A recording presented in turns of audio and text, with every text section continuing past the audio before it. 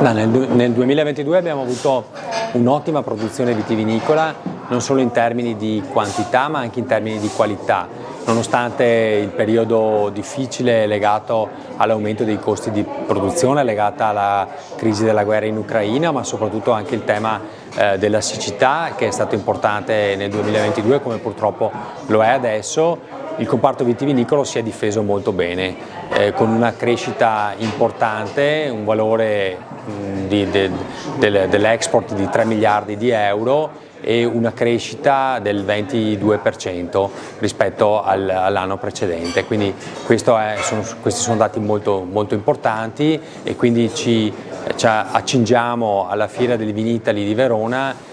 portando dei numeri importanti, una fiera che cresce sempre di più e a livello internazionale anche grazie alla rappresentanza di sempre più paesi che vogliono parteciparvi. Sarà un Vinitaly rispetto agli anni precedenti più internazionale, nel senso che sono previsti nuove nazioni che entrano a far parte di questo grande mondo del vino come rappresentanza, e ovviamente un Vinitaly che negli ultimi anni si è connotato per essere sempre più un B2B, quindi un'attenzione particolare ai buyer